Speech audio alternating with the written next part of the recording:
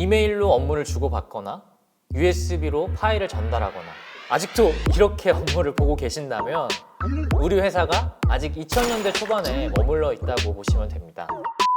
제가 최근에 고객들을 만나보면 디지털 업무 혁신에 대한 기업들의 수요가 폭발적으로 늘어나고 있음을 확인할 수가 있는데요.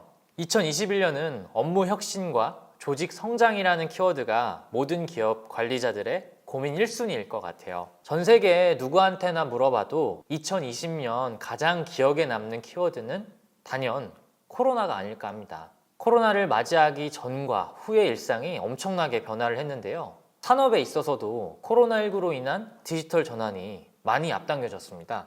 마이크로소프트사의 대표인 사타 나달랴는 2년 걸릴 디지털 전환이 2개월 만에 이루어졌다고 이야기를 했습니다. 실제로 미래의 모습이 코로나19로 인해 정말 많이 좁혀진 것 같습니다. 미래가 너무 빨리 다가와서 지금은 디지털 전환이 굉장히 익숙한데요. 코로나 이전의 상황과 한번 비교를 해볼까요?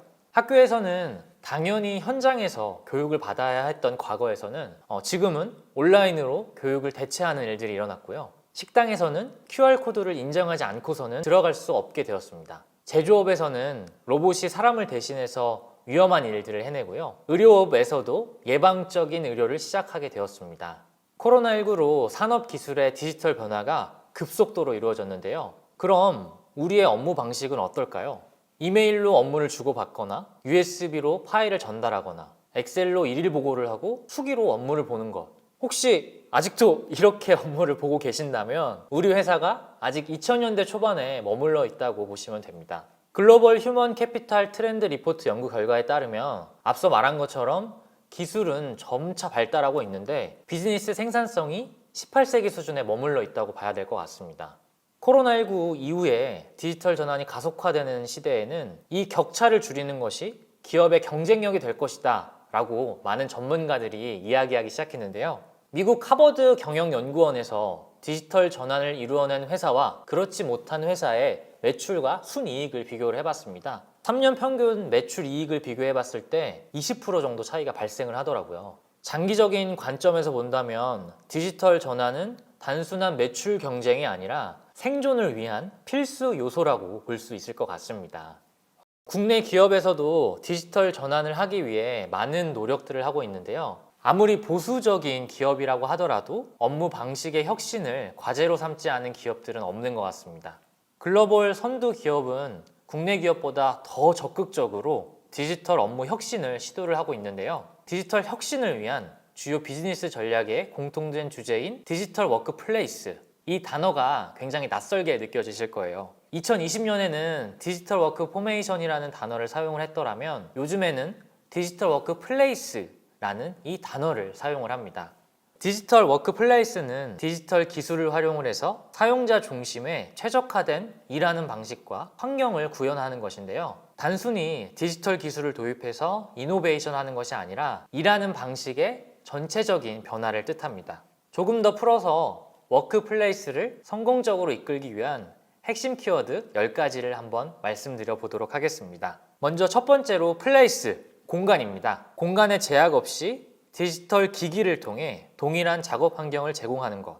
두 번째로는 리얼타임, 실시간입니다. 실시간 업무 이슈를 파악을 하고 신속히 대응하는 것. 세 번째로는 히스토리, 기록입니다. 모든 데이터가 디지털화되어서 저장되고 자료를 검색했을 때 용이하여야 한다. 네 번째로는 시큐리티, 보안입니다. 외부로부터 데이터를 보호하고 내부 데이터 접근 시 기록이 되어야 합니다. 다섯 번째는 오브젝티브입니다. 목적과 목표, 조직의 방향성과 일치하는 구체적인 업무 목표를 수립을 해야 됩니다. 여섯 번째로는 오너십입니다.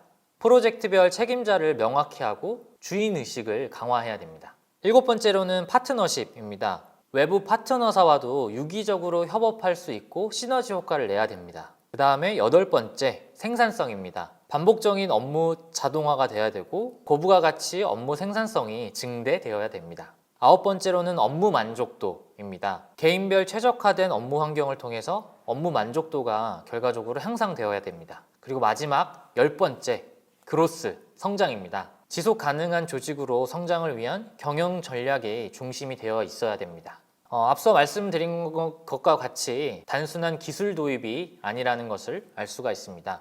디지털 워크플레이스는 단순히 업무 성과만 상승시키는 것이 아니라 직원의 심리적인 만족도까지 높인다는 연구 결과가 있는데요. 직원의 만족도가 높아지면 업무 성과가 올라가니까 선순환된 구조로 지속된 발전이 가능하다는 것이죠. 그럼 디지털 워크플레이스를 성공시키기 위해서는 어떤 전략이 필요할까요?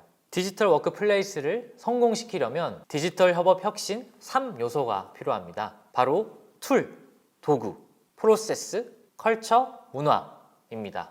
첫 번째로는 툴, 도구입니다. 디지털 도구를 활용해서 시공간의 제약 없이 일할 수 있는 환경을 구축해야 하고요. 두 번째로는 프로세스, 생산성 향상을 위해 업무 프로세스를 변경을 해야 됩니다. 세 번째로는 컬처, 문화, 새로운 성장을 위한 마인드셋으로 직원의 업무 경험과 조직 문화를 혁신해내야 됩니다. 오늘 소중한 시간 내주셔서 정말 감사합니다. 그럼 다음에 뵙겠습니다.